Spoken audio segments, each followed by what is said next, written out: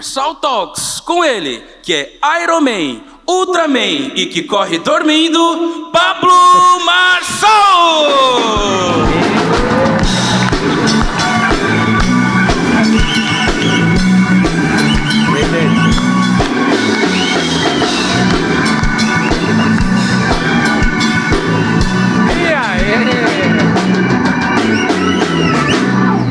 Eu sempre sonhei fazer isso. Eu vi aquele gordo lá na Globo, Jô Soares, fazendo isso. Eu achava isso massa demais. Não falei que ele é gordo, ele que falava que era gordo. Ele falava o beijo do gordo, era ou não era? É o seguinte, hoje é um grande dia, mas o Esse é quem? Já começou a fazer doideira.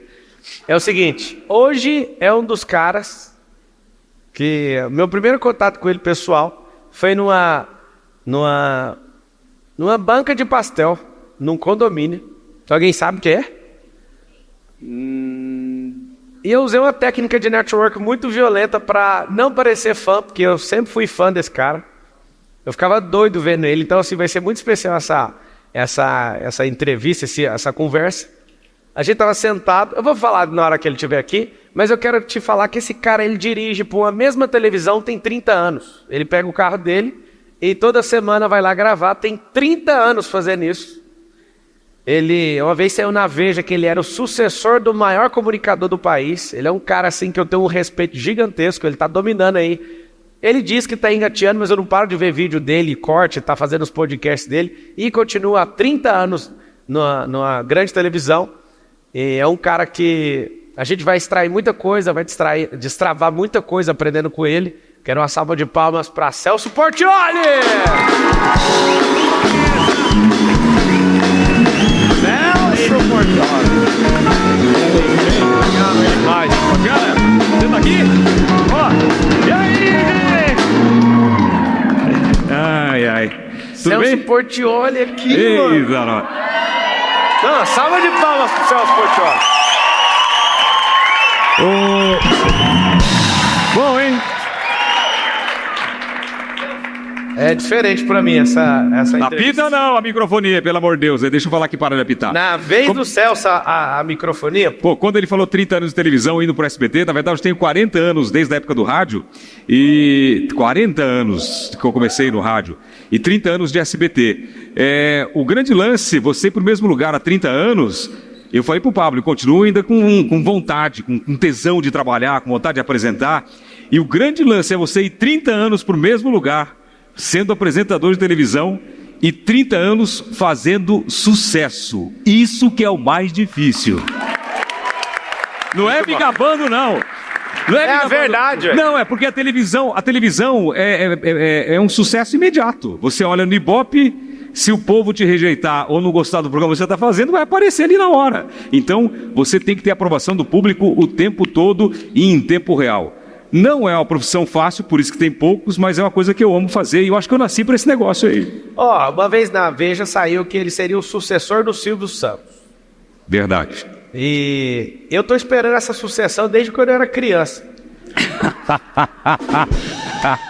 O Celso, para mim, é um dos maiores, sem brincadeira nenhuma. Pela energia, simpatia, tudo, ele é um dos 5 maiores comunicadores do país hoje. Eu, de verdade, eu ficava esperando, assim, na minha adolescência eu falava, ele vai suceder o Silvio Santos. E aí, cara, minha adolescência passou, eu vou fazer 40 anos, esse cara tá aqui na minha frente, mano. Pois é, mas você tem que lembrar que o Silvio Santos parou e está descansando faz pouco tempo. Faz 1 ano que ele está na casa dele. E eu nunca quis ser o sucessor do Silvio Santos. O que aconteceu foi, numa grande generosidade do Silvio, quando eu comecei... Genialidade. Quando eu comecei, eu era um cara da produção e entrei no lugar da Angélica.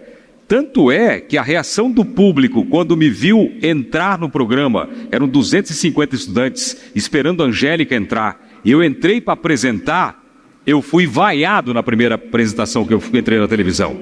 Sabe o que é você entrar no palco e 250 alunos te vaiarem? E você ter que fazer o programa? Então, foi muito pesado. O Silvio percebeu que isso poderia acontecer com o público. O que ele fez? A Veja perguntou, e esse menino aí? Ele falou, não, esse aí tem tudo para me suceder. Mas ele estava no auge da carreira dele. Só com essa frase, ele colocou um combustível ali que eu voei igual o foguete do Elon Musk, que veio porque falou, pô, é o cara. Só que depois disso veio o problema, Pablo. Toda a matéria que eu fazia, eu passeando com o meu cachorro, aí aparecia lá, sucessor de Silvio Santos passeia com o cachorro. Aí nascia minha filha, eu fazia uma matéria, época da Caras e tal, aí aparecia lá, o príncipe dos domingos, sucessor do Silvio Santos, é pai. Eu falei, pô, começou a me incomodar ele também. Porque imagine o cara no auge, e alguém querendo aposentar ele através da mídia, e ele sendo dono do negócio, né, e tudo dependia dele, começou a me incomodar. O que eu fiz? Saí da mídia, não dei mais entrevista, não fiz mais foto, virei low profile, fiquei na minha e foi a melhor coisa que eu fiz. Então foi uma questão de respeito ao Silvio Santos e eu sempre deixei claro, quando me perguntavam, não quero ser sucessor do Silvio Santos, porque não existe sucessor para Silvio Santos aqui no país e, na minha opinião, nem no mundo. É o maior comunicador de todos os tempos. Posso fazer um trabalho legal? Posso, mas igual a ele, ninguém vai fazer. E eu que não sou besta de pegar esse lugar. Muito bom. Grande Silvio Santos. A gente tem casa lá em Orlando, a gente ficou umas 2 ou 3 ruas da casa do Silvio, meu vizinho. E aí, meus filhos foram pra lá almoçar um dia, eles têm amizade com os netos do Silvio. E eu falei, mano, vocês viram o Silvio Santos? O Cenoura Bravanel? Aí eles, a gente viu um vovô lá sentado assistindo televisão. Eu falei, cara, você não tá entendendo, você tem que ter reverência para falar do Silvio Santos. É o Silvio Santos. Eles nunca viram televisão, meus filhos. Eles nunca pararam assim, ó. Sabe quem é o que de televisão? William Bonner, eles não sabem quem é. Silvio Santos, eles sabem por causa da amizade, do tanto que eu já falei dele. E eu vi e falei, mano, vocês entraram na casa do homem e não pediram um autógrafo. Você não falou assim, meu. Aqui, ó. Eu até hoje, Ô Celso, eu não conheço o Silvio pessoalmente. Fico doido para conhecer ele, é uma lenda viva. Isso vai acontecer, eu espero. Amém, vai acontecer. Agora, a primeira vez que eu tive contato com o Celso Portiolli, eu quero contar para vocês uma técnica de network, quando você chegar perto de um famoso. Eu confesso que eu fiquei abalado. Eu entendo quando a pessoa treme quando chega perto de mim hoje, por causa dessa onda de fama de internet. Eu estava sentado, a gente morou, ele ainda mora nessa rua, né? Eu morei na mesma rua que o Celso, e um dia sentado numa banca de pastel, estou sentado, o Celso, pela voz, essa voz dele, ele começou a falar, não é possível que é o Celso Portiolli. Aí eu olho para o lado, era ele. Aí meu coração acelerou, eu com pastel, ele com pastel, e eu falei assim, desculpa, sei que é o César Filho? Aí ele olhou, tipo, não, eu sou o Celso. Aí eu falei, tudo bem, Celso? Aí rolou a conversa ali, foi da hora, primeiro contato com ele. Só que essa é uma forma de você chegar num famoso e tratar ele como uma pessoa normal. Isso funciona com 100% dos famosos. Então, Miguel, como eu estava falando para você, tem uma história aqui. O cara já pegou o espírito do Léo Lins aqui, ó. Léo Lins estava antes de você aqui. Isso aí tem uma história minha quando eu fui dar um autógrafo, porque, como fala meu nome rápido na televisão, então, Celso Portiolli, muita gente entende Sérgio Portiolli, só que Sérgio é meu irmão, eu tenho um irmão chamado Sérgio. Então o pessoal chega para mim, Sérgio, me dá um autógrafo. Daí eu falo, qual o seu nome? Ela fala Ana, eu pego e escrevo Maria. Daí ela pega e fala assim, mas meu nome não é Maria. Eu falo, nem o meu é Sérgio. Temos mais uma pessoa para se inscrever no stand-up, já percebeu? Já é o 4º humorista aqui que passou aqui hoje. Ô Celso Portiolli, como é que você descobriu que você era comunicador? Cara, uma história muito interessante. Eu fui expulso da escola e na minha cidade não tinha rádio. Eu morava numa cidadezinha muito pequena, chamada Ponta Porã. Eu fui expulso da escola e tive que ir para Curitiba. Eu, antes de falar para meu pai... Ponta Porã, no Mato Grosso do Sul, E meu pai nunca soube que eu fui expulso da escola. O que ele soube é que um filho muito dedicado pediu a ele para mudar de escola e que queria estudar numa escola grande, numa cidade grande. Eu nunca contei para meu pai que eu fui expulso. E quando eu fui pegar a minha transferência da escola, a diretora disse para mim, foi a primeira porrada que eu levei na vida. Eu era o cara mais bagunceiro da escola, ela pegou, me entregou o papel e disse assim para mim, não aceitamos retorno de vagabundo.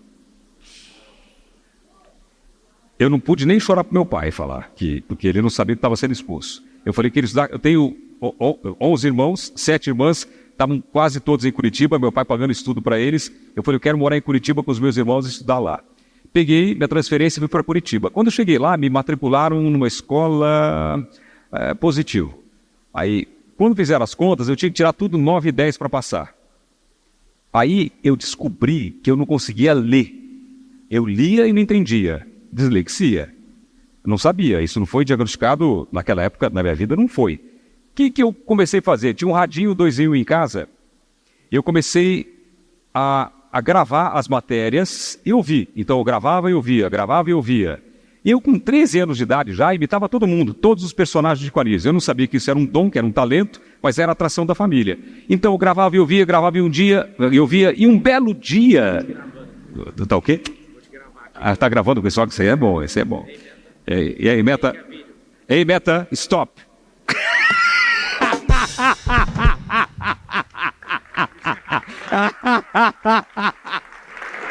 Ai. Aí, um belo dia, imitei um locutor. Porque eu fazia imitações, como não tinha rádio na minha cidade, eu ouvia as FMs de Curitiba e imitei um locutor. E aí eu comecei a fazer imitações de locutores naquele radinho. Eu estudava e gravava, estudava e gravava. Eu cheguei a gravar, Pablo, assim, durante anos, 8 fitas cassetes por dia imitando os locutores. Caramba. Aí tinha aquela história do vagabundo, que a diretora falou, e teve uma outra história que mexeu comigo. Um dia, numa festa de família, no final do ano, eu falei para a família, eu vou ser locutor. Né? Era novinho, eu tinha 16, 17 anos, aí a família ficava, que locutor, com essa voz vai ser locutor e tal. E eu lembro que eu fui embora chorando do restaurante. Quantos anos? Eu tinha 17 anos. E depois que eu estudei esse ano com rádio, eu consegui dar a resposta para a diretora. Eu passei em engenharia civil, fui fazer engenharia civil, fui o único aluno que passou numa faculdade boa. E locutor, quando a família falou, aquela brincadeira de família, aquele bullying que é normal, né? Eu comecei a visitar as rádios de Curitiba. Eu fui em todas as rádios de Curitiba e virei persona não grata. Por quê? Eu entrava na rádio, aquele menininho, e o diretor deixava eu ver o locutor trabalhando. Quando eu vi o cara trabalhar, não sei se vocês já viram o rádio como que é, o DJ, o cara trabalha, opera e faz tudo e tal. Eu ficava perguntando muito, o que você fez agora? Por que você fez isso? Por que fez aquilo? Eu atrapalhava o cara. Então, as rádios, muitas rádios, me colocaram como persona não grata. Não pode entrar. Não pode entrar, esse cara é chato demais. Eu era piolho de rádio.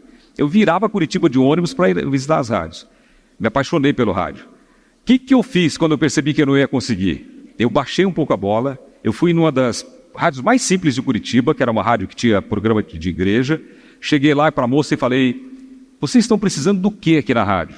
Ela falou para mim, de telefonista. Telefonista. Eu falei, achou a melhor do bairro. Sou eu. E eu peguei essa vaga. Brabo. E eu peguei essa vaga, então eu anotava pedidos de música. O pessoal ligava, que música você ouvia? Eu passava para o locutor. Aí eu fazia transferência de chamada. Eu passava para o dono da rádio. Né? E quando eu passava para ele, eu dava engrossada na voz.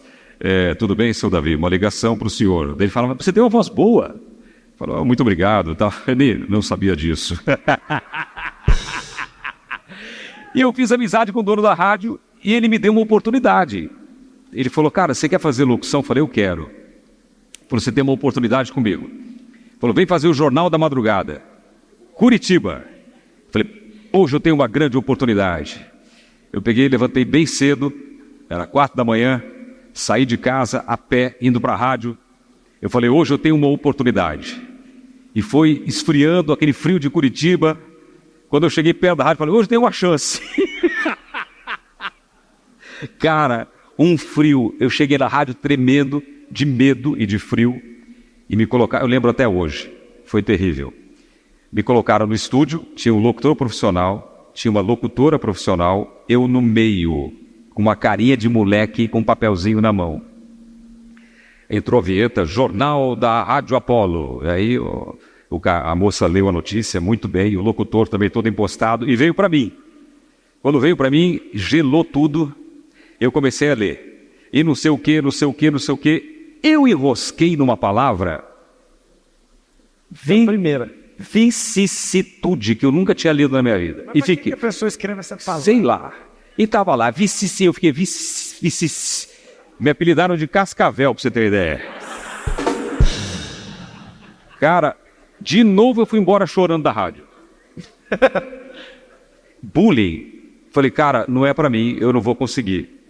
Aí o que eu fiz? Eu fui pra casa, porque eu nunca tinha lido um jornal. Eu ficava imitando os locutores, né? Agora você vai ouvir a música tal. Fazia locução de rádio, de FM. Comecei a ler notícia, comecei a narrar esporte, comecei a fazer chamadas de rádio. Esse negócio de enroscar é tão grave na minha cabeça até hoje, esse trauma. Olha só, que domingo agora eu fui fazer uma chamada de jornalismo, eu enrosquei numa palavra. Me veio um filme do meu começo de novo. Só que eu estava ao vivo com a cara na televisão. Eu fui falar, não sai, ó. Eu fui falar caricaturista. Só que era assim, humorista, desenhista, não sai, ó. E não saiu. Eu lembrei do meu começo, falei, meu Deus, eu tenho que manter a calma. Daí eu comecei, caricaturista, falei devagar e saiu, porque eu estava ao vivo. Mas para você ver como que aquele trauma até hoje me incomoda. Quando tem que ler uma notícia, me remete àquele trauma daquele momento. Coloca aí no painel de LED uma grande solução para o seu portfólio, é o método IP. Ele vai desbloquear o seu portfólio, vai desbloquear esse trauma. Interessante que todo bloqueio tem intimidade com o propósito. Você chegou nisso, aconteceu isso e você é um dos maiores comunicadores que nós temos da nossa geração. Você sabe que essa história é interessante sobre comunicar. O meu filho, ele tem descalculia e dislexia. Minha filha também. E aí, hoje tem um pouco mais de recurso, foram investigar de onde veio o problema. Mas de onde é o problema, né? Quem é que tem problema cognitivo? E eu fiz alguns testes. A conclusão da profissional falou para mim, ela falou, eu não sei como você chegou aonde você chegou. Uma pessoa que não tem nenhuma dificuldade cognitiva, tinha que se esforçar de 0 a 10, teria que se esforçar 10. Você teve que se esforçar 100. Uau. Só por causa da minha paixão pelo rádio. Eu gravava de 8 a 10 fitas por dia a minha vida inteira. Eu deixei de gravar e de treinar em casa microfone não faz muito tempo. Eu nunca fiquei distante de um microfone. Então, estava em casa sem fazer nada, ia para o microfone, vi um locutor que eu gosto, tentava fazer uma locução parecida com a dele. Assisti uma televisão, via a Hebe Camargo vendendo, tentava vender igual a Hebe Camargo. Eu sempre disse que os grandes foram os meus professores, eu nunca precisei pagar nada, porque eu aprendi olhando e treinando. Então, quando ela falou isso para mim, cara, eu fiquei emocionado. Eu falei, pô, eu sei o tanto que eu lutei, eu sei o tanto que eu ralei, o tanto de não que eu recebi, o tanto de teste que eu fiz e reprovei. Quantas vezes o diretor olhava na minha cara e falava assim, você é sem sal, você não vai a lugar nenhum. E eu não desisti, mas pelo meu amor à comunicação. E agora chegar numa televisão, trabalhar com o Silvio Santos, ser elogiado pelo Silvio Santos, receber programa que o Silvio Santos fez, ganhar programa do Silvio Santos, ele falando o seguinte, se você fizer esse programa melhor que eu te dou esse programa. E eu ganhei o programa. Vamos falar, não é uma loucura isso? Né? Quem foi seu maior fracasso na televisão? Meu maior fracasso na televisão foi um fracasso anunciado. Eu fazia, não faz muito tempo não, eu fazia Domingo Legal das 11 às 3. Televisão tem um segredo, televisão é inércia. Se você pegar bem, você vai, mesmo se você cair, você acaba tendo uma média boa. Pegou com 11, entregou com 9, você vai dar média 10. Se você pegar com 1, para você alavancar, se não tiver alteração na grade da concorrência, é difícil as pessoas migrarem de canal. Então, televisão é uma guerra estratégica. É bastante interessante isso. E o Silvio Santos me chamou e falou, ô Portioli. Ele me chama de Portioli. E diz que se ele falar 6 vezes seu nome, danou. Ele, ô Portioli, ô Portioli. É Portioli, eu contei 3. Falei, tem que parar aí. Aí ele falou, vendi o seu horário para Disney. Eu falei, o quê? Não, eu vendi das 11 às 13 para Disney. Você vai entrar às 13 até às 15. Eu falei, Silvio, vai dar errado, filho. Ele, não, mas o dinheiro é muito bom. Eu falei, para nós? Ele falou, não, para mim. Daí ele falou, não, mas vai dar certo. Eu falei, Silvio, o que a concorrência vai fazer? Vai embalar, vai queimar os breaks de manhã, ou não vai botar break de manhã, vai embalar a programação, vai ficar lá em cima. Quando eu entrar, não vai ter como pegar. Não vai ter como pegar, não tem jeito. Eu tenho 2 horas para virar o jogo. Não, vai dar certo, vai dar certo. Cara, levei um pau. Mas levei um pau. E eu fazia programa ao vivo e olhando o Ibope com o motor do Ibope na minha frente, sim, vendo o Ibope lá embaixo. Você vendo que você está indo mal e você tem que dar assim, ó. Nossa, terrível. É terrível, sabendo que você não está dando resultado. E mesmo assim eu conseguia levantar um pouquinho, mas quando chegava no final do programa, acabava. Quando estava melhorando, acabava. E tudo que eu falei para ele aconteceu. Mas ele, olha só como ele foi. Por isso que tem que respeitar, né? Ele me deu, nessa época, o programa mais caro. Eu fui falar com ele, falou, tem um programa muito caro. Eu posso fazer? Ele falou, você pode fazer. Ele bancou o programa caro.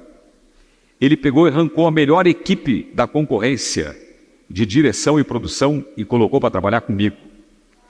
Então, ele sabia que eu ia ser prejudicado. Eu não precisava ensinar isso para ele. Aliás, tem uma história muito boa que eu vou ensinar um negócio para ele e vou contar aqui. Muito legal. Ele sabia que ia dar errado. Ele sabia que ia ser bom financeiramente, mas para mim ia me derrubar. Mas ele não me abandonou. Ele ficou tentando de toda maneira me ajudar e fazer virar o jogo. Não tem que respeitar um cara desse? Não tem que ser leal a um cara desse? Então, assim, a admiração que eu tenho por ele é muito grande, porque levei muita bronca, levei muita puxada de orelha, fiquei fora do ar, mas a minha história com ele é uma coisa incrível. E o Silvio Santos pode contratar quem ele quiser, mas ninguém vai ter a história que eu tenho com ele. Ninguém. Bom. Ninguém. Pra quem não sabe, o Celso também tem rádio. Ele tem são 2? 3 emissoras de rádio. 3? 3. Você, como apresentador, como é que você despertou essa coisa de comprar a sua? Porque sua paixão começou no rádio. Eu tinha largado mão desse negócio de rádio já. Isso aí aconteceu o seguinte, eu viajei com a minha esposa, eu fui esquiar durante 30 dias, só eu e minha esposa. Meus filhos já estavam um pouquinho crescidos, a família deu apoio, ficou em casa e tal. E quando eu voltei, meu filho tinha 5 anos. 5 anos. E eu voltei ele imitando o Pica-Pau. Eu olhei igualzinho. De repente ele fez a voz de um desenho. Cara, eu me vi nele. Falei, eu fazia imitações. Ele está fazendo imitações. E fez outra voz. Ele faz uma voz do Batman. Ele faz uma voz grave. Que o locutor da Globo Padrão, que é Dirceu Rabelo, que ficou meu amigo agora, um grande amigo meu, ficou passado com a voz dele. Falou, você tem que investir nesse menino. O que ele consegue fazer é um negócio impressionante, mas ele não quer saber. Aí eu comprei, pintou naquele dia uma emissora de rádio para comprar. Eu falei, meu filho vai trabalhar em rádio, vou comprar uma rádio para ele. Não tava forte as redes sociais ainda. Acho que nem tinha começado direito. E aí eu peguei e comprei uma emissora, mas pensando no meu filho. Falei, cara, ele vai querer trabalhar em rádio, vou investir nele. Uma coisa que eu queria há muito tempo, mas já tinha perdido essa vontade de ter emissora de rádio. E comprei uma emissora.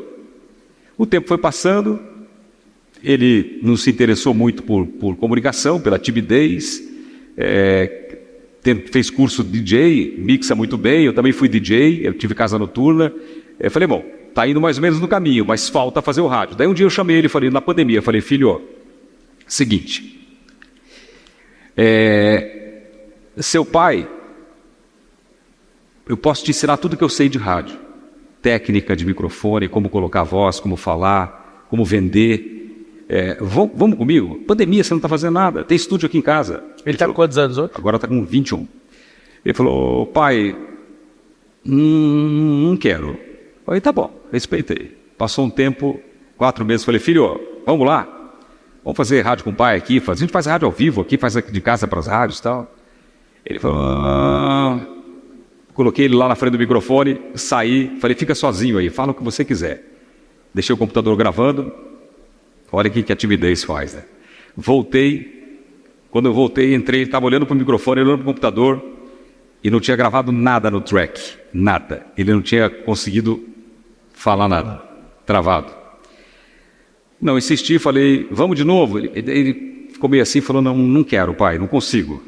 Aí ele teve que gravar um vídeo, depois, nos 6 meses, gravar um vídeo para a faculdade para se apresentar. Ele teve que se apresentar. Cara, o que eu vi esse moleque transpirando, e demorou meia hora para gravar um vídeo. Eu disse para ele, filho, você tem que aprender o seguinte, a comunicação, a oratória é muito importante para tudo. Se amanhã você for DJ, se você for advogado, se você for médico, se você for farmacêutico, o que você for na vida, a comunicação é muito importante.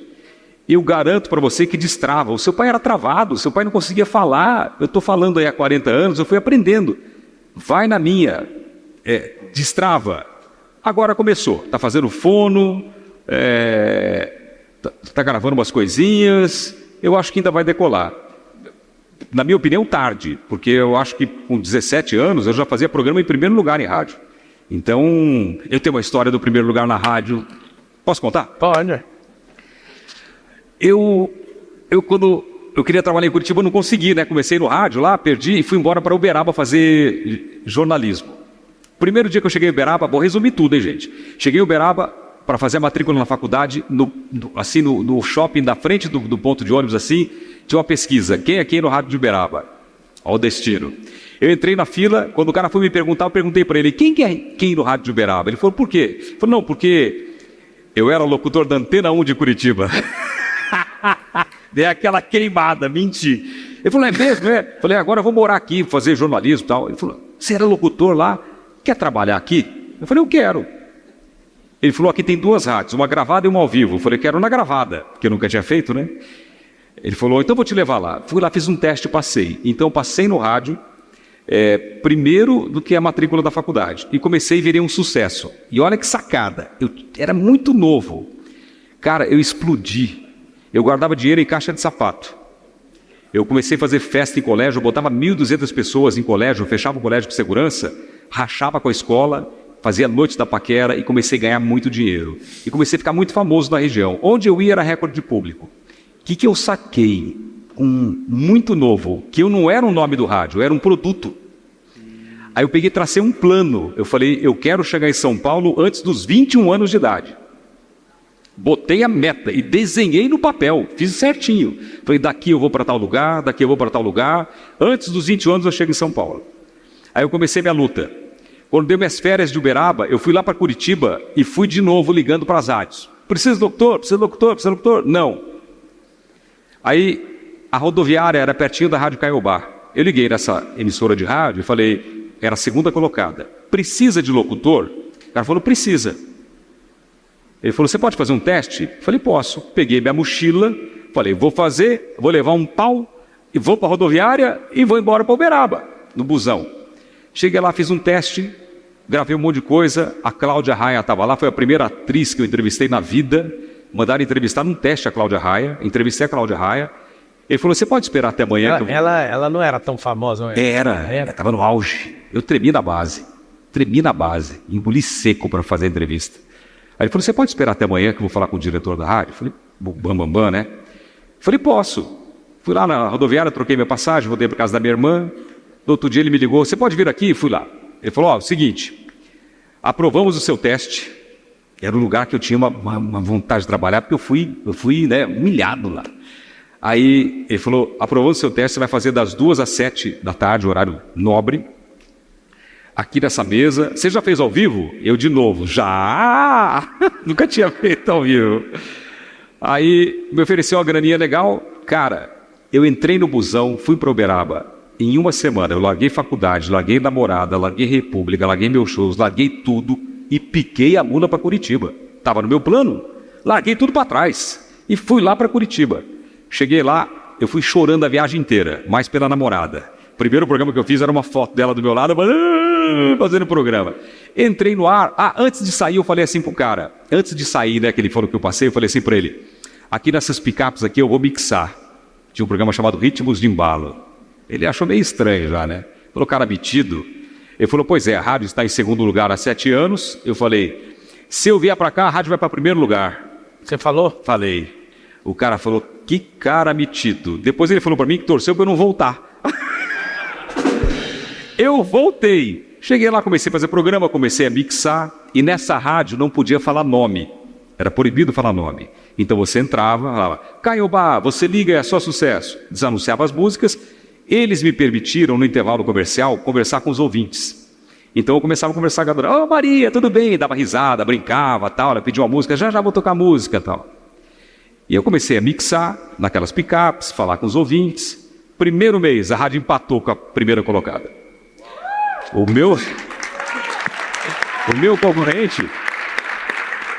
meu concorrente era um cara chamado Gil Álvares, que tinha passado num teste que eu havia reprovado. Segundo mês, a rádio primeiro lugar. Cara, foi um sucesso. Rádio primeiro lugar. Terceiro mês, a rádio aumentou a distância. Eu não entendia muito bem o que era isso. Aí, me deram aumento, me colocaram para apresentar os eventos de shows da rádio, me colocaram na televisão. Foi o primeiro programa de televisão que eu fiz, eu não queria fazer. Eu falei, pode mandar embora, mas eu não faço televisão. Aí, quando foram mandar embora, eu tive que fazer. E foi legal. Você não queria, então, ir para televisão? De jeito nenhum. O que era o medo? Medo de, não sei, medo de aparecer, medo, vergonha. Eu tinha quebrado a timidez no microfone, mas eu ficava escondido. Você meter as caras na frente das câmeras, todo mundo vê você. Cara, eu falava inglês tudo errado. Eu dava risada, levantava o pé, eu usava alpargata. Tudo diferente dos outros. Os outros eram tudo certinho. Eu pesava 60 quilos com essa altura. Eu tenho um vídeo, eu consegui um vídeo esses dias que eu tô com a camisa polo, manga curta, a manga vem aqui, ó. Eu tô assim, é um negócio impressionante. Como que eu fui parar na televisão? E eu percebi que quando eu ia de busão para a rádio, as pessoas começaram a me reconhecer. Isso aí mexeu, né? Isso aí, pô, legal isso aí, legal tal. E aí eu tinha minha meta, de chegar com 21 anos em São Paulo. Aí a rádio foi para primeiro, foi muito legal. Eu gravei uma fita do meu programa e mandei para Ribeirão Preto, que era a minha próxima etapa, que era trampolim para São Paulo. São Paulo sempre buscou muitos locutores em Ribeirão Preto. Mandei a fita, esqueci. E estou lá, curtindo o sucesso da rádio e tal. E como eu não falava nome, era proibido falar nome, um belo dia, tocou o telefone, um cara falou, você pode falar comigo? Eu sou da Transamérica, concorrente. Eu falei, posso. Eu fui me encontrar com um cara no almoço. Quando eu cheguei lá, era o diretor que tinha me proibido de entrar na rádio. Grande dia. Grande dia. Grande dia. Aí eu falei para ele, quando ele me viu, ele falou, é você? Eu falei, sou eu. E vou contar mais. Vou pular a história só um pouquinho. Fiz um churrasco em casa, levei o diretor da rádio número 1 de São Paulo, tempos atrás, na minha casa, e virei para ele e falei, você lembra de uma história em Curitiba que você convidou um menininho da Caiobá e quando você viu, era um menininho que não era persona não grata na sua emissora? Ele falou, lembro. Falei, pois é, você está na casa dele agora. Na casa não, né? Na mansão. E aí, Curitiba estava chegando no final, minha meta estava andando. Aí, um dia eu cheguei na rádio para trabalhar de Curitiba, tinha um Scott R3 na frente da rádio e tinha um cara dentro. Ele falou, ei, você conhece o Celso? Eu falei, qual? O Ribeiro ou Portioli? Ele falou, Portioli. Eu falei, sou eu. Ele falou, chega aí. Eu falei, deve ser viado. Scott R3? Falei, é hoje que eu ando no XR3. Falei, pô, não. Ele falou, eu sou o diretor da rádio de Ribeirão Preto, da Diário. Eu vim aqui te buscar. O cara saiu de Ribeirão Preto para me pegar lá em Curitiba, na rádio. Pegar assim, me convidaram. A menina Nadia que faz os cortes pro Padim já sabe o que fazer com esse corte. O cara foi lá pegar o Celso Portioli. E aí? Aí eu falei, quanto você paga? Ele falou, Oi! Me ajuda aí, cara. Deixa... O cara foi me contratar, mano. O cara... Vem cá, vim te pegar. Quanto você cobra? Poxa. Tá aí. Quanto você paga para trabalhar na sua emissora? Daí ele falou, X. Eu falei, negócio fechado. Estiquei a mão, entrei na rádio, fiz o programa, acabou o horário, falei pro diretor lá, falei, tô indo embora. Ele falou, o quê? Imagine a rádio, depois de 7 anos em primeiro lugar. Falou, não, você não vai. Pegaram um psicólogo para falar comigo. Meteram um psicólogo, eu cheguei em casa, eu era molequinho, escrevi tudo na parede. Vai para Ribeirão, nos post-it, vai para Ribeirão. Cheguei no outro dia, os caras, não, você não vai embora. Melhoraram meu salário, falaram, não, vou embora. Não vamos entregar sua carteira de trabalho. Eu falei, fica com ela, perdi, tô indo embora. E fui embora. Nesse dia, eu estava em casa arrumando minha mala, eu já tinha uma nova namorada, larguei também, fui embora. E aí, Essa já é a segunda. já era a segunda. Eles falaram assim, chamava Elis Regina. Daí eles falaram, liga o rádio. Eu liguei o rádio. O diretor da rádio, ele era narrador do Fantástico também, vozeirão. E começou a homenagem da rádio para mim. E começaram a falar o seguinte: nessa cadeira muitos locutores passaram, tal, não sei o quê, mas você tal está traçando uma nova trajetória. E aqui fica um abraço. E começaram a falar do diretor, do dono da rádio, que era seu Bétega, até da menina da limpeza, que era minha amiga, até o dono da rádio, falando com todo mundo, falando comigo e mandando mensagem no rádio. E tinha uma música que eu pedia para tocar, que era La Isla Bonita de Madonna. E os caras, não, essa música não pode tocar ainda, não é de trabalho, tem que tocar Like a Prayer, Like a Prayer. Pô, mas essa música é bonita, eu gostava dessa música. E não deixavam tocar. Aí no final da mensagem falaram assim: essa música é para você. E tocaram La Isla Bonita. A partir daquele dia, a música passou a ser a mais pedida de Curitiba. A música explodiu em Curitiba. Então, você queria que tocasse, ninguém deixava. Todo lugar que eu vou que toca La Isla Bonita, parece que tem um sinal. Eu fui com a minha mãe para Israel, o restaurante estava fechado. Acha a música aí pra gente tocar ela. Vou derrubar você você vai botar só corte ou vai botar inteiro? No YouTube vão derrubar, não põe não. Não, a gente conhece o YouTube lá, dá pra fazer sem derrubar. Coloca a música dele. La Isla Bonita. Aí, eu saí de Curitiba e o Cabrini foi fazer a minha história aos 3 anos. Eu não queria fazer. Falei, Cabrini, você não vai conseguir contar minha história, é muito grande.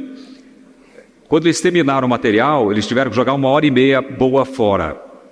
Uma pena, né? Colocaram 1h50 no ar, 1h40 no ar. Porém, o depoimento que ele recebeu dessa rádio de Curitiba foi que depois que eu saí, a rádio demorou mais de 20 anos para voltar ao primeiro lugar. Caramba. Eu tinha só 17 anos quando eu fui locutor dessa emissora de rádio. Então, um negócio que me deixou orgulhoso depois de muito tempo. E eu não parei por aí. Aí eu fui para... Posso continuar falando? Pode. Essa música mesmo? Deixa eu ver.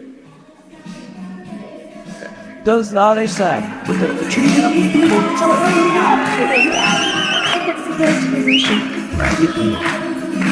Essa música.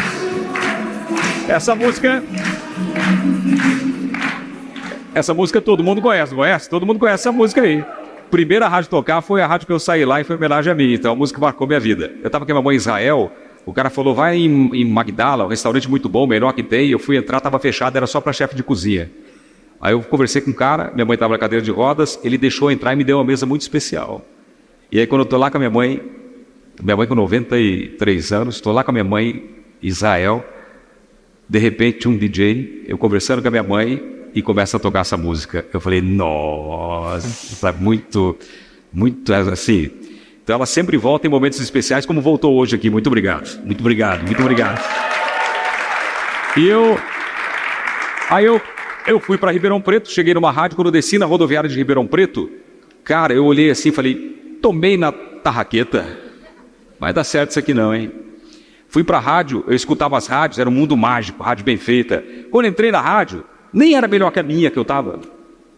Eu falei, e aí? Fiz 2 dias de madrugada para pegar a mesa e tal, e comecei a fazer o horário das 11 às 3 da tarde. Uma semana no ar, a concorrência me ligou. Meu, você é bom demais, você tem que vir para cá. Aí... Quem tinha de especial em você? Cara, eu nunca fui o melhor locutor. Eu nunca fui o melhor locutor. Eu perguntei isso para o engenheiro de rádio. Falei, cara, eu nunca fui o melhor.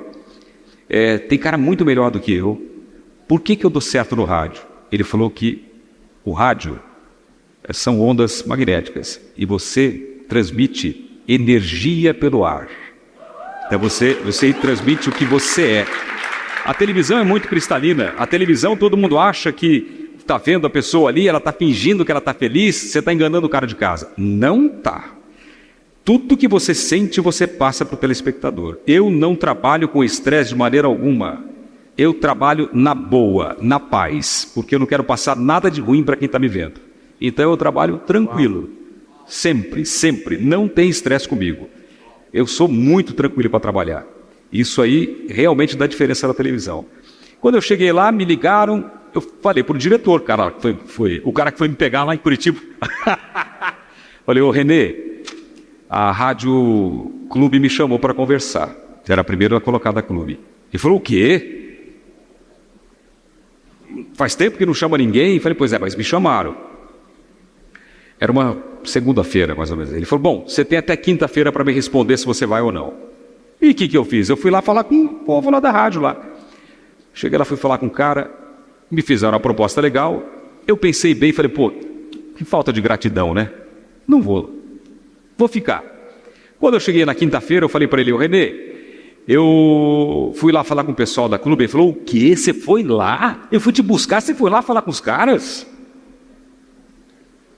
Eu falei, fui, mas eu quero ficar. Ele falou, você não fica mais, aqui eu não te quero mais. Me demitiu na hora. Chamou o RH, me demitiu na hora. Ele falou, aqui você não entra mais. Ele deve estar vendo isso aí. Você não entra mais.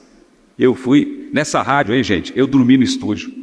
Eu me ralei, eu berrei, eu passei, eu pesava 60 quilos. O meu negócio era comer pão de queijo e misto quente. Era uma vida difícil para mim. Aí eu peguei e fui para outra rádio, tive que ir embora para outra rádio. Troquei o horário da tarde pelo horário da madrugada. Eu morava, no começo, eles conseguiram um quartinho no fundo de uma casa para mim. Tinha uma cama, pesado, né? Uma cama e uma pia no canto, só. O banheiro era fora.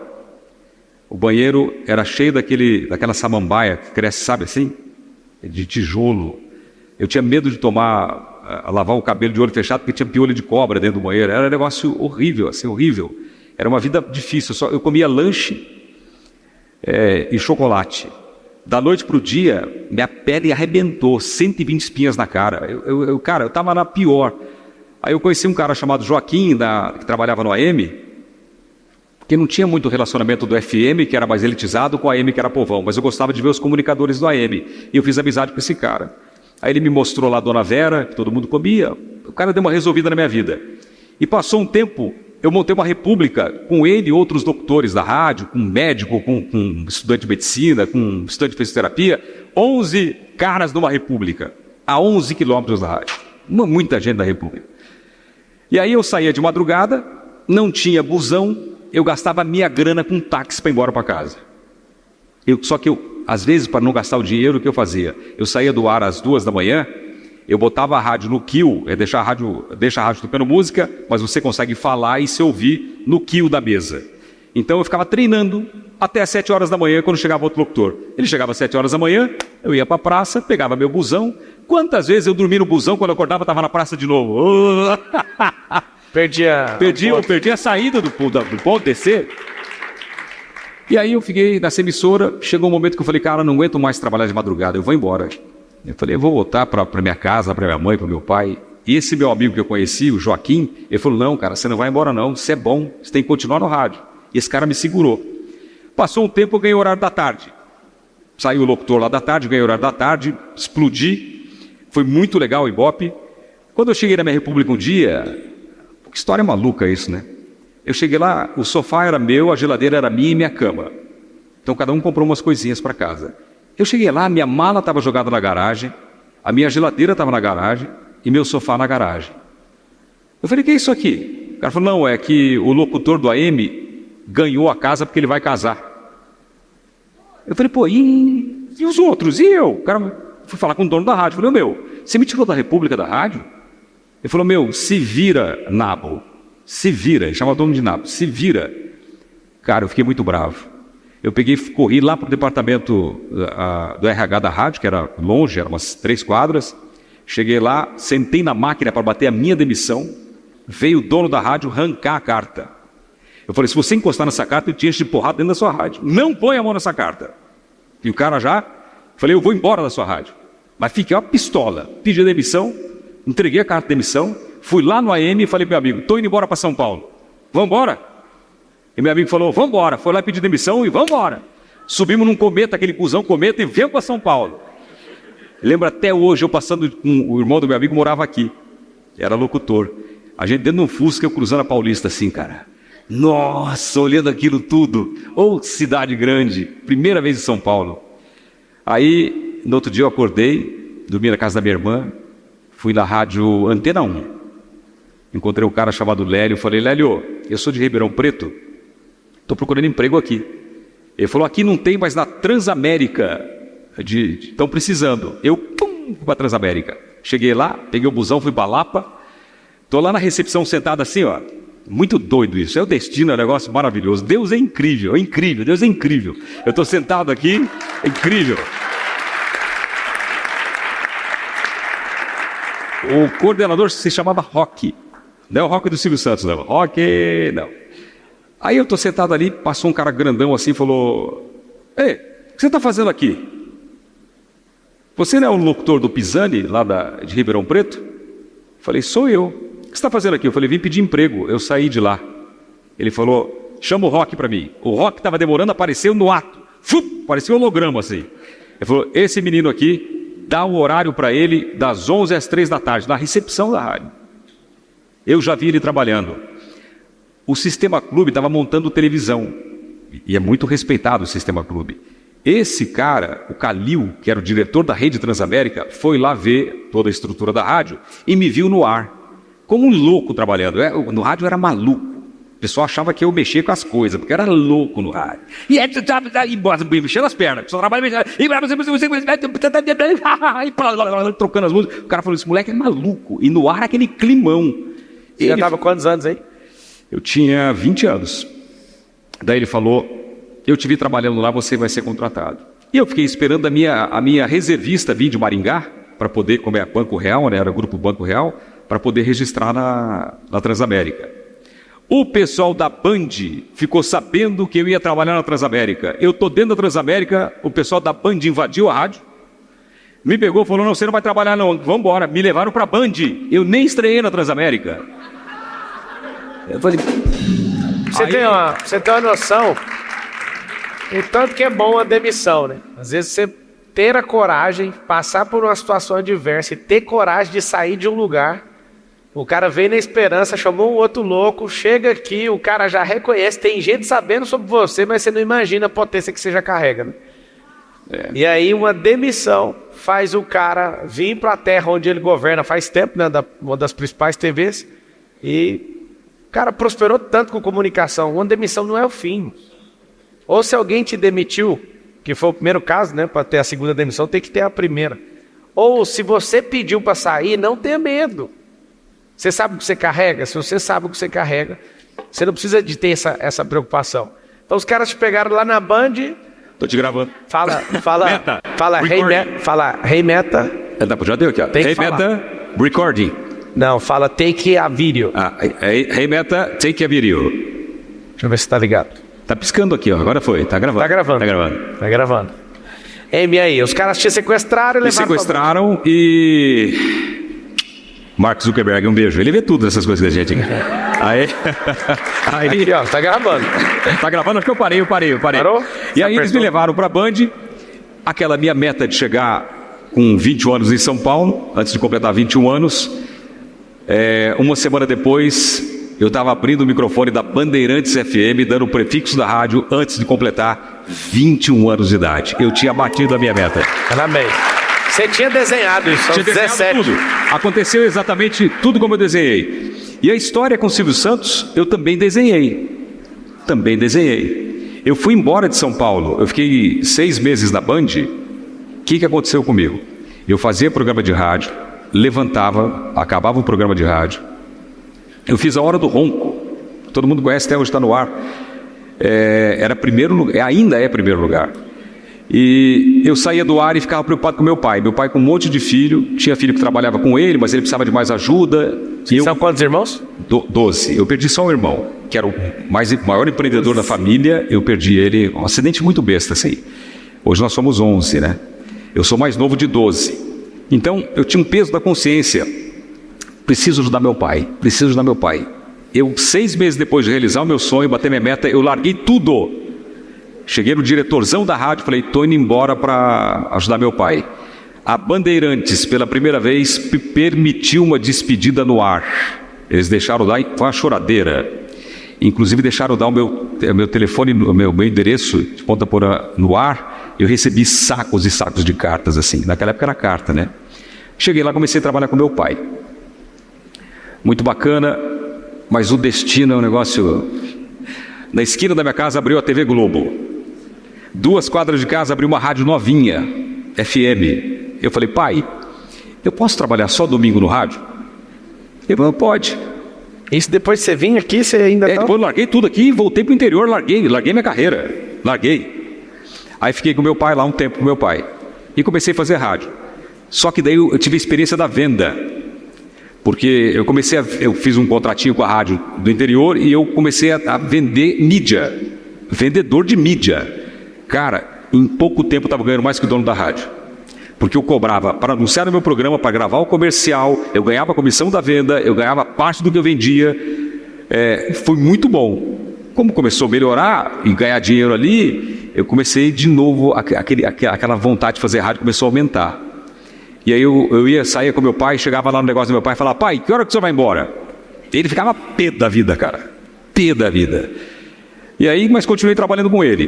Passou um tempo que eu estava lá com ele, meu pai teve um AVC e eu acabei perdendo meu pai. Foi a decisão mais acertada da minha vida. Foi ter largado tudo que eu queria para trabalhar com meu pai.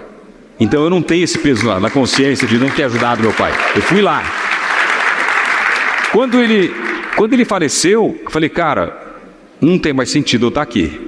Eu falei, eu vou voltar a correr atrás do meu sonho, que já era fazer televisão e trabalhar com o Silvio Santos. Era meu sonho. E aí, o destino, Deus de novo, começou a fazer algumas coincidências. Eu aprendi que são pequenos milagres onde Deus prefere não aparecer. E as coincidências cercaram minha vida o tempo todo. Eu comprei uma antena parabólica no consórcio e ganhei na primeira prestação. Não tinha o SBT na minha cidade. Botou a parabólica no teto, no telhado da minha casa. Quando eu ligo, está o Lombardi pedindo ideias. Mande ideias para a câmera escondida. Eu, na minha casa, eu tinha um estudinho de rádio, que eu fazia vinhetas para as rádios do interior, que eu ganhava dinheiro com isso também. Um estudinho bem simples, era um tape deck, uma mesinha de som, um microfone. E meu pai tinha uma câmera VHS, grandona, que comprou no Paraguai. Isso há 30 anos. Eu fiz o que fazem hoje. Eu coloquei a câmera em cima de livros e falei durante 50 minutos da minha vida. Fiz locução, imitação, falei do que eu queria fazer e no final da fita eu coloquei 11 ideias para a câmera escondida. Falei posição de câmera, tudo, mas nunca tinha visto esses negócios. Falei, chutei e acertei. Aí mandei a fita para o SBT. O dia que eu fui colocar a fita no correio, apareceu uma senhora chamada Dona Ida, uma evangelista alemã. Ela falou, o que você vai fazer? Eu falei, vou mandar essa fita para o SBT, para o Silvio Santos. Ela pegou aquela fita e fez uma oração naquela fita. Que massa. E falou o seguinte, que o Silvio Santos assista essa fita. Que essa fita chegue nas mãos do Silvio Santos. Ela falou isso. Eu peguei a fita, eu tinha uma loja de CD. E do meu lado, sabe quem que tinha? O Paraguai vendendo CD pirata. E eu vendia CD. Tinha loja de CD vendendo original. E eu peguei a minha fitinha, coloquei no correio. Deu uma semana, meu telefone tocou. Você que mandou as ideias e tal. Coloquei meu telefone na fita. Eu tenho a fita até hoje. Eu peguei a fita do SBT para mim, né? É minha? Boa. Aí me ligaram. Você tem mais ideias? A gente paga. Eu falei, não, eu quero trabalhar aí. Nem que seja para segurar aquelas cartolinas. Eu falei, eu quero trabalhar aí, me dá uma chance. Eu queria ir embora de lá. O cara, não, a gente só quer ideia e tal. Olha como é o destino. Lembra daquele meu amigo, falei que virou um grande amigo meu, o Joaquim, um cara que colocou sapato pela primeira vez aos 11 anos de idade. Colocou os dentes aos 30. Um cara que era da roça e que virou meu grande amigo, que veio para São Paulo comigo. Quando eu fui embora, ele voltou para morar com a família dele também, porque ele trabalhava aqui para sustentar 2 filhos lá. Esse cara... Deus, é um negócio... Esse cara, ele estava trabalhando no SBT sem eu saber. E estava trabalhando com Silvio Santos.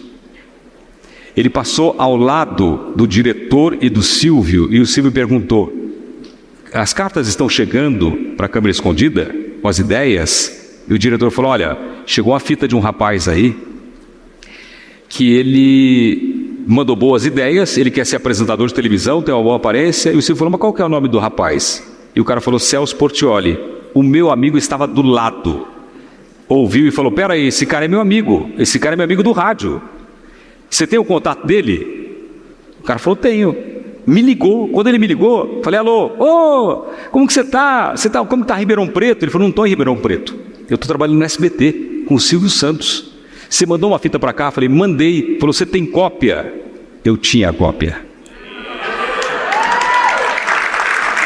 Cara precavido e preparado vale por 10. Eu mandei a fita para ele, ele pegou a fita, chegou no Silvio Santos e falou o seguinte, Silvio, a fita que o diretor falou do rapaz que quer ser apresentador, é essa aqui, ele é meu amigo. Entregou para o Silvio. Nesse meio tempo, olha como esse cara foi importante é importante na minha vida. Ele organizou com o diretor para que eu recebesse o dinheiro das mãos do Silvio Santos. Aí ele organizou e eu vim para São Paulo, 16 horas de busão, com aquele terno de Didi Mocó, sabe Didi Mocó, aquele ternão assim, peguei o que eu tinha, vim para cá, e eu vim receber o dinheiro do Silvio. Cara, minha mão minava a água. Antes disso, e antes de ganhar a parabólica, teve uma passagem muito forte, que eu sonhei. Eu estava com os meus amigos numa chácara do meu pai, depois que ele havia falecido, e eu sonhei e levantei e falei com meus amigos assim, cara, eu sonhei com o Silvio Santos, que ele tinha me dado uma chance, e foi assim, bebeu, louco, né? Uma semana depois eu sonhei de novo, e falei para minha mãe, mãe, é um sonho diferente, eu sonhei que o Silvio Santos me deu uma chance assim, assim, assim. Ela falou, vai lá, vai no show de calouros. Falei, você besta? Falei, não, tem coragem. Quando eu vim para São Paulo receber a grana dele, aconteceu exatamente como eu sonhei. Eu fui entender agora, estudando a Bíblia, que isso é uma revelação na sua vida, revelação em sonhos. E aconteceu exatamente como eu sonhei. E nesse dia, Pablo, foi uma negociação muito legal que eu fiz com ele. Ele acabou de gravar, eu recebi meu dinheirinho das ideias e tal. Ele veio falar comigo fora do ar, atrás das câmeras. Ele falou assim para mim, a primeira frase que eu vi do Silvio Santos na vida foi, você é amigo do Joaquim? Eu falei, sou amigo do Joaquim. O que você faz? Eu falei, eu sou vereador. Eu era vereador. Eu tenho uma loja de CD, eu tenho uma casa noturna, eu dirijo 2 emissoras de rádio. Ele falou, quanto você ganha? Eu falei, eu ganho R$ 2.500 por mês. Ele falou, você ganha muito, a televisão não paga bem. Eu te ofereço R$500 para trabalhar aqui. Você quer? Eu estiquei a mão e falei, negócio fechado. Ele falou, mas por que você está trocando 2.500 por 500? Eu falei, o meu sonho é trabalhar com você aqui no SBT. Aí ele falou, ele apertou a minha mão e falou, então vamos trabalhar. Quando eu fui sair do estúdio para falar com o diretor, ele me chamou pelo nome. Ô Celso, fala com Hélio Chiari. Falei, beleza. Aí começou a minha luta, porque eu era vereador. Então, semana sim, semana não, eu viajava 16 horas de ônibus para ir, 16 horas de ônibus para voltar, 16 horas de ônibus para ir, 16 horas de ônibus para voltar. E minha vida ficou nessa história de voltar para Ponta Porã de ônibus. Semana sim, semana não. No ônibus eu escrevia as ideias para a câmera escondida. O meu papel era criar a câmera escondida. Até hoje, eu tenho ideia de câmera escondida. Aqui nesse auditório eu poderia fazer uma grande sacanagem com vocês, que já pensei umas 3 ideias aqui. Que dá para fazer. Então, minha cabeça virou câmera escondida. Então, toda semana tinha uma ideia minha no ar. E eu tinha um papel que dificultava, que eu tinha que ler as cartas, eu tinha que ver as fitas, e eu não podia copiar a ideia daqui e nem ideia das fitas. Porque as fitas o pessoal sabia, e copiar a ideia de carta daria problema jurídico. Então eu tinha que criar coisas inéditas. Cara, isso aí deixou minha cabeça trabalhando como um louco, assim. E aquela vontade. Aí, rapidamente, eu passei para produção, rapidamente eu passei para direção. Já pensou em dar treinamento? Treinamento? É? Não, eu nunca pensei. Você acha que tem? Leva? Eu tô deixando você falar para pegar esse cheiro seu dessa... Jequiti. Boa. Tá falando um tubarão e um baby shark aqui, né? Eu tô sentindo até um baby shark perto do Portiolli. Você acredita que você tem tudo a ver com o ensino? É mesmo? Você tem tudo a ver com o ensino, e eu vejo você, assim como aquela senhora orou na fita, eu acho que hoje é um grande dia da sua vida. É mesmo? Que bom. Eu tô vendo você não tá parecendo mais o Celso da comunicação, mas o cara que tem uma sabedoria para destravar a gente, para instruir pessoas. Eu tô sentindo isso de verdade. Pô, que legal ouvir isso de você, cara, pelo amor de Deus, isso aí pra mim é E é verdadeiro. Eu acho que você é a primeira pessoa que faz eu ficar calado, sei lá, 20 minutos ou 30 minutos. Eu tô fazendo contas da onde essa mensagem que tá aí, eu vejo que você espiritualizou sua vida de um jeito. E existe uma mensagem muito forte aí no seu coração pra você instruir pessoas. Eu acredito mesmo. Fiquei calado aqui, elocubrando, imaginando várias coisas. Tô te ouvindo com muito carinho. Pô, legal, obrigado, Pablo. E eu vejo muitas pessoas vindo de vários lugares, sentando na sua frente para pegar instrução com você. Eu vi essa cena aqui agora. Pô, que legal, que bacana. Não, o Pablo sabe que eu, César Filho, acompanho ele há muito tempo. Eu mando mensagem para ele no Instagram, tal, no WhatsApp também, e eu aprendi muitas coisas com você. Tem coisas que você fala que eu escuto e você fala para mim, cara. A história de ser bonzinho, que você fala, tal, cara, é para mim. Eu hoje era para estar 30 vezes melhor se eu não fosse bonzinho como eu fui a vida inteira. Uau. Se eu tivesse tido um cara do meu lado para me orientar melhor, para deixar de ser bonzinho, eu estaria no lugar hoje. Não reclamo do lugar que eu tô, não reclamo, mas eu estaria assim 100 vezes melhor, 100 vezes, mas sem dúvida nenhuma, porque o meu grande defeito, eu sei o meu defeito, eu sei das minhas qualidades, mas o meu grande defeito sempre foi ser bonzinho. Isso é uma coisa que eu tenho lutado sempre, diariamente, para poder mudar isso também. Vou te ajudar nisso aí. Boa. Um dia que eu assustei com a mensagem sua, assustei mesmo. Pessoal, o Celso de vez em quando vem, ele sempre me manda alguns vídeos assim, até ideias, ele fala, olha isso aqui, a gente troca ideia e tal. Mas o dia que você me respondeu, tamo junto até depois do fim. Aquele dia que você respondeu desse jeito, eu mostrei para algumas pessoas, eu falei, o Celso tá na frequência. O Celso tá numa frequência aqui, ele tá acompanhando esse rolê, eu acho que e você não acompanha nada se você não estiver na frequência. Você falou sobre magnetismo e sobre essa energia sua no ar. Não no ar da TV, mas em qualquer atmosfera, né? A transmissão é feita pelo ar. Se você não suporta aquela frequência, você nem entende aquilo. Então, acho que daquele dia, algo diferente despertou dentro de mim, de observar você diferente. Aí eu vi você ali no podcast, saindo fora de TV, não deixando a TV, mas transbordando a televisão, né? Pro lado de fora da TV. Eu de verdade imagino que é o novo tempo do Celso Portiolli. Acho que alguém vai falar assim, foi um dia num palco com um caipira lá de Goiás. Eu vejo que você tem uma sabedoria absurda e eu acredito também que tudo não é nada por acaso, tudo tem um propósito. Esse negócio de você ter sido bonzinho é para cumprir uma fase. E na hora que você teve essa percepção de, peraí, já chega. O já chega preciso virar a chave, preciso mudar de fase. Eu quero te perguntar sobre isso. Tem uma caixa que você vai pegar daqui a pouco, eu quero respostas rápidas. Eu quero te fazer uma pergunta muito simples. O que você acha, fora a comunicação, você pode ensinar para as pessoas? Que você fala assim, ó, eu posso ensinar isso aqui com rapidez, com simplicidade para as pessoas. Eu posso ensinar resiliência. Eu posso ensinar que, pelos momentos difíceis que você está passando agora, se você continuar caminhando com fé, com determinação e observando os sinais que a vida vai te dar, você pode chegar aonde você quiser. O grande lance é não desistir. Quando a gente erra, todo arremesso que a gente não tenta, já errou.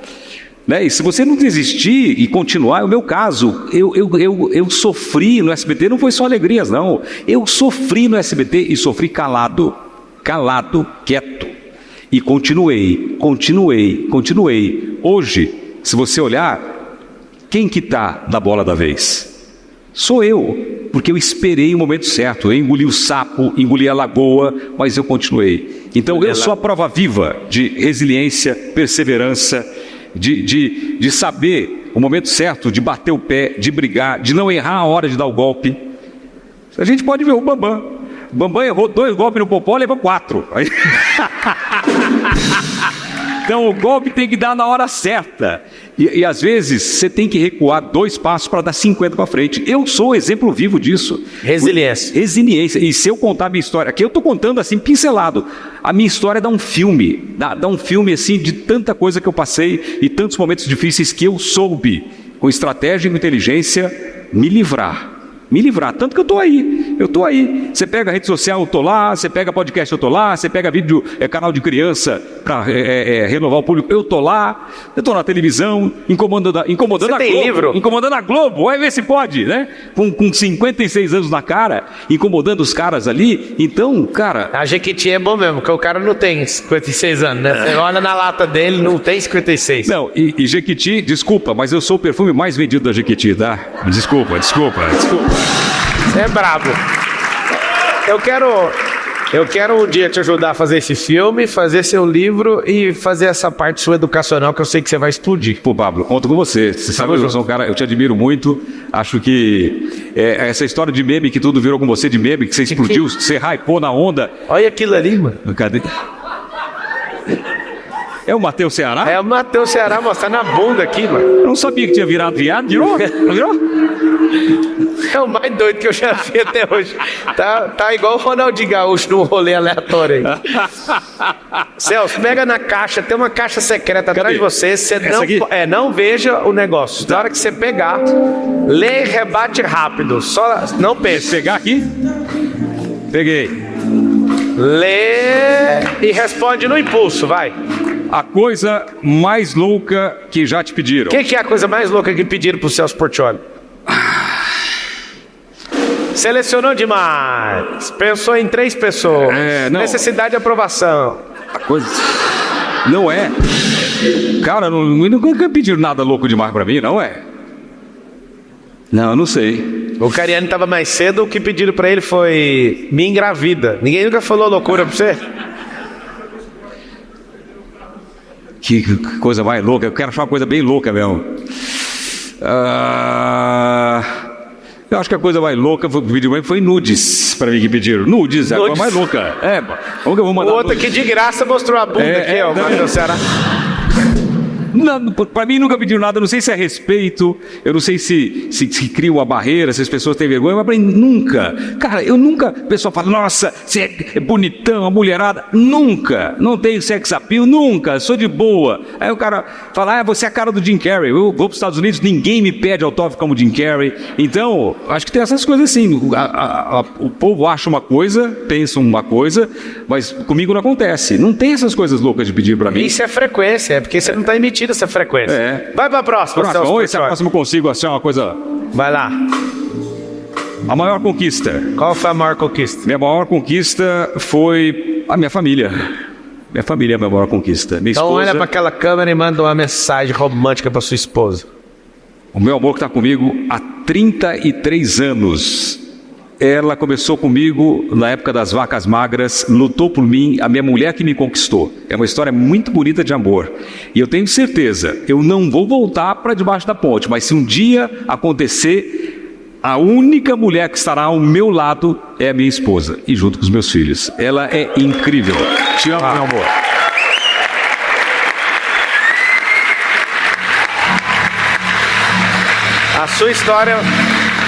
A sua história precisa não ser só contada, você precisa ensinar como ser um cara desse jeito, entende?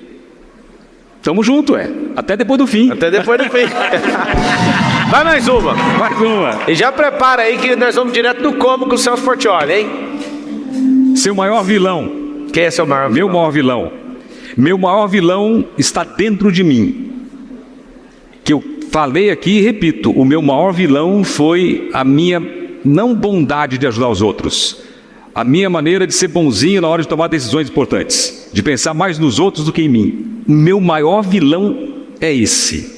Eu não... Agora estou tentando fazer de tudo para mudar isso, mas isso foi o que me atrapalhou a vida inteira. Não saber falar não, ser muito bonzinho, pensar mais nos outros, colocar os outros em primeiro lugar. Tem que colocar? Tem. Mas você tem que se valorizar. E muitas vezes eu não soube me valorizar. Na verdade, você tem que colocar as pessoas em primeiro lugar, seguindo o que Jesus orientou. Ame a Deus e o próximo como a ti mesmo. Você precisa estar numa sequência. Sim. O amor também não é uma qualidade humana. Ela vem dele, eu me sinto amado por ele, eu me amo e eu dou desse amor. Ou seja, é um transbordo que vem dele. Sim. Você tem que ser bonzinho sempre. Uma pessoa boa. Boazinha nunca. Exatamente. Porque senão vai sobrar para você e para quem você ama.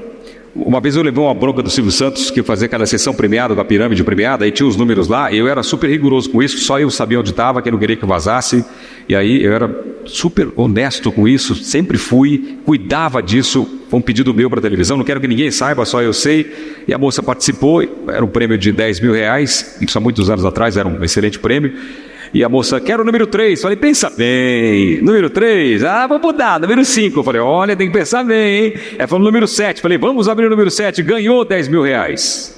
Eu induzi ao ganho. Tocou o telefone do switcher. Silvio Santos quer falar com você. O Silvio Santos estava assistindo na hora, perdendo R$10 mil. Eu engrossei a voz e falei, alô? Aí ele falou, ô Portioli, você não pode fazer bondade com o chapéu dos outros. Ele falou, aqui não é igreja para você fazer caridade. Você tem que ser justo. Nem bonzinho, nem malzinho, justo. Se você dá 10 mil no seu programa e ajuda a ganhar 10 mil, eu sou obrigado sempre a ajudar a pessoa a ganhar R$1 milhão no meu programa. Então, seja justo. Tanto é que até hoje, se alguém vai no meu programa, faz gracinha de soprar, de ajudar, eu viro bicho.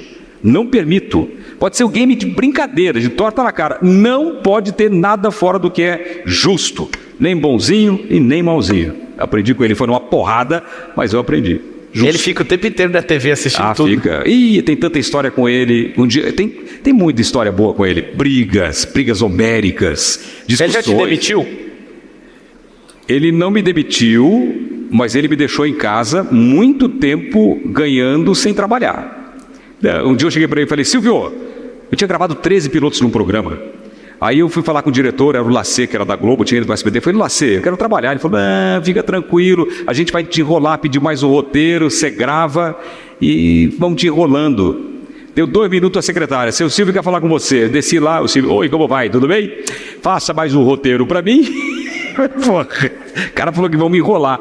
Deu uma fita na minha mão, falou, veja essa ideia. E eu falei, Silvio, 13 pilotos você não põe no ar. E aí? Faz o seguinte, você vai precisar de mim? Ele falou, por enquanto não. Eu falei, então me manda embora. Ele falou, não, eu te pago muito bem, tem contrato. Ou você fica em casa recebendo, ou grava o piloto. Eu falei, você não colocou a terceira opção aí? Eu falei, qual? Ele falou, em setembro, sei lá, um pouco para frente, eu estreio em outra emissora. Eu vou romper o contrato. Rapaz, pensa no homem brabo. Quando eu falei que ia romper contrato com ele, primeiro que não precisa de contrato, é só na palavra. Mas quando eu falei que ia romper um contrato com ele, esse homem ficou bravo demais. E levantou e começou a dar dedo na minha cara e saiu. Ele ficou tão assim que ele saiu do camarim, foi pro corredor no meio de todo mundo e a briga foi lá para fora.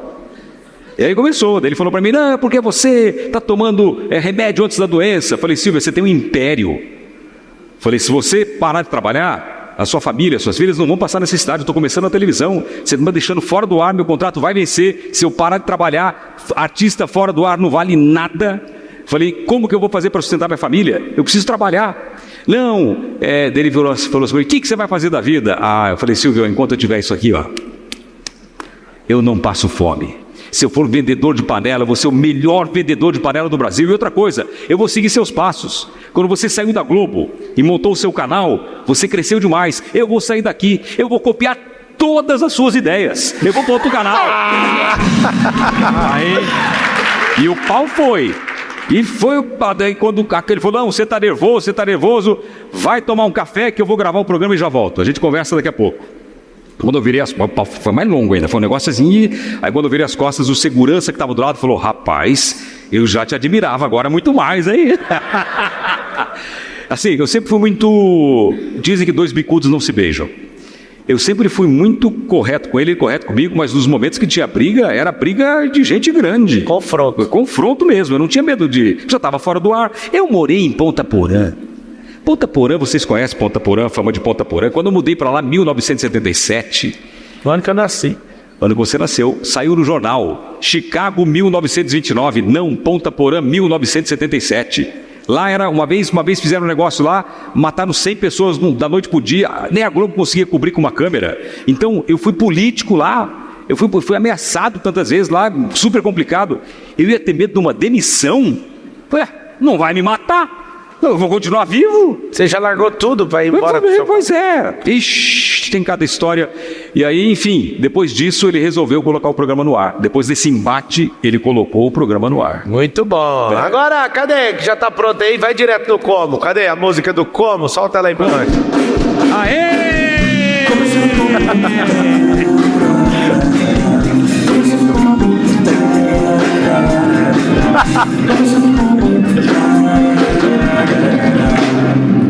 Os seus Portiolli batendo palma ao contrário, vocês perderam. Como é que é? Vai lá direto do Como para Celso Portiolli. Boa tarde a todos. Eu me chamo Mariciane. E eu... Cadê? Aonde? Aqui. Legal. E eu gostaria de saber de você, Celso, qual foi o melhor conselho que você já recebeu para sua carreira e como você adaptou isso aos seus dias. E mais uma coisa, antes de você me responder, já que você é o garoto propaganda, já que você aparenta ser um homem muito cheiroso e é o campeão de vendas da Jequiti, eu queria te oferecer aqui da minha marca também, Marimar Imports, os decantes para que você sinta o cheiro. Posso levar para você? Pode, meu amor, pode. Traga aqui. Deixa ele responder e você depois traz para ele no final. O maior conselho que eu recebi na minha vida foi um momento muito crítico que eu achei que realmente eu ia... Minha vida estava correndo risco.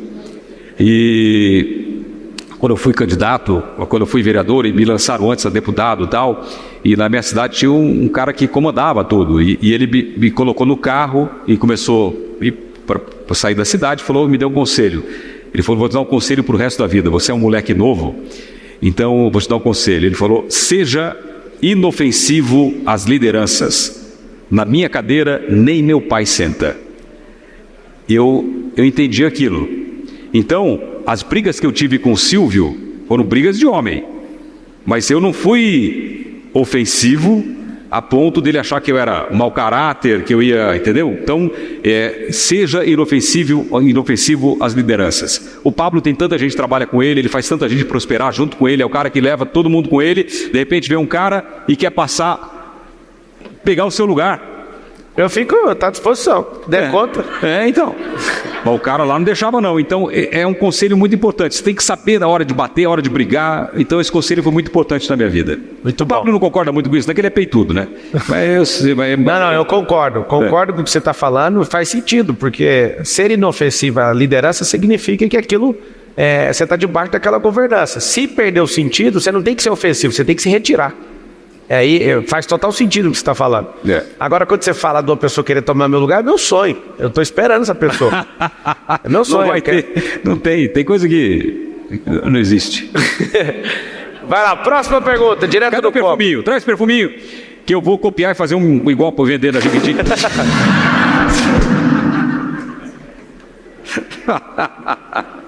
É perfume seu, Você trabalha com isso? Muito obrigado. É bom que você já mexeu, ele você veio tremendo. Já está misturado aqui. Vai lá, próxima pergunta para Celso Portiolli. Boa tarde, Celso. Boa tarde, Pablo. Fábio Pestana. Celso, uma pergunta para ti. Nos momentos difíceis, como você encarou ter que deixar os seus meninos, a sua família, para encarar a sua profissão, ter que viajar aí e tudo? Não teve muito isso, eu tive sorte, eu fui um cara privilegiado. Toda vez que nascia um filho meu, o Silvio Santos me tirava do ar. Uma coincidência louca da vida. E um dia eu agradeci a ele. Falei, você fez uma coisa boa para mim. Porque nascia um filho meu, eu estava fora do ar. Então eu curti muito o crescimento dos meus filhos. Teve uma época tão doida que eu cheguei para ele e falei, você precisa de mim? Ele falou, não. Falei, então fazer o seguinte, tem programa para mim nos próximos anos? Não tem programa. Posso ir nos Estados Unidos dar inglês? Ele falou, você quer ir nos Estados Unidos dar inglês? Pode. Eu falei, mas você continua me pagando? Ele falou, continuo. Eu fui morar 8 meses nos Estados Unidos e ele me pagando salário e eu morando lá de boa com os meus filhos e estudando inglês. Quando eu voltei, ele me chamou lá e falou assim, aprendeu a falar inglês? Eu falei, não.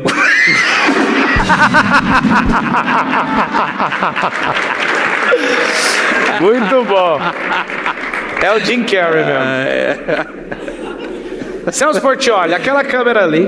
Pois não. Tem 8 bilhões de pessoas que vão assistir uma mensagem que queima no seu coração. Então, transmita esse fogo, transmita essa mensagem aí. E toda a humanidade, entre os vivos e racionais dessa geração, eles vão ouvir essa mensagem de Celso Portiolli. O que é que queima nesse coração aí? Que é o quê? O que queima nesse coração? Qual que é a mensagem que você tem para a humanidade? Cara, o que queima no meu coração é uma vontade de dar certo na vida que não se apaga. As pessoas que me olham de fora, me veem na posição que eu estou, podem achar que isso é muito legal, que é um sucesso bacana e que eu estou satisfeito com isso. Eu não estou. Eu sou um cara que não paro. Eu no meu carro, vindo para cá, eu estava fechando 2 negócios. 2 novos negócios na minha vida. Eu tenho uma chama aqui dentro que eu não quero parar nunca. Nem de fazer televisão, nem de fazer rede social e nem de empreender. Eu cheguei aqui, estava conversando com as pessoas, estava dando ideias para empreender. Tem um negócio seu que eu quero falar com você, que eu quero te ajudar também, que eu posso te ajudar muito, que eu quero empreender. Então essa chama de você poder crescer e levar pessoas com você está aqui dentro de mim. É isso que você tem que ter. É isso aí que eu quero falar com você. Vou fazer isso aqui bomba! Junto com você. Você sabe que a sua imagem é uma das melhores imagens que tem do país, né? Sim, é verdade. De confiança. Na verdade, eu sinto inveja de você. De verdade. Não, você não tem inveja, não. Não, eu vou te falar que eu tenho.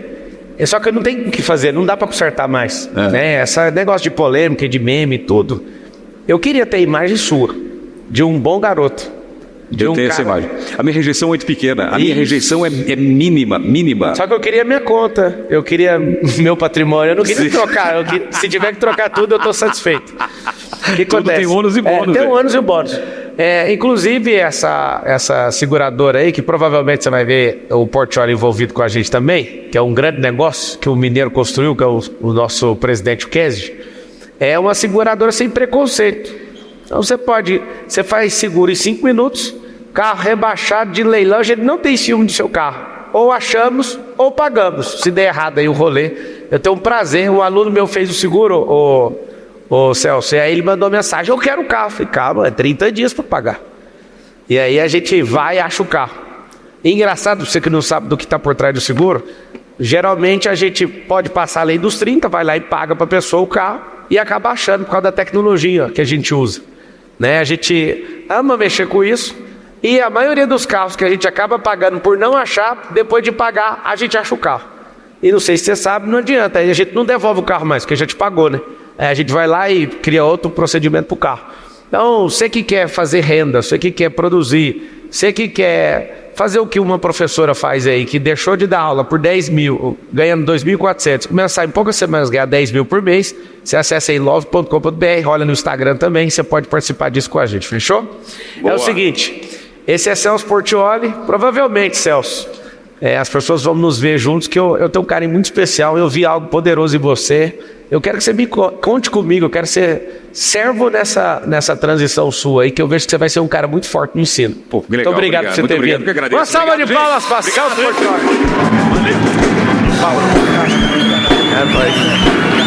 Vamos tirar a foto. Tchau, obrigado. Valeu. Pode ser por aqui?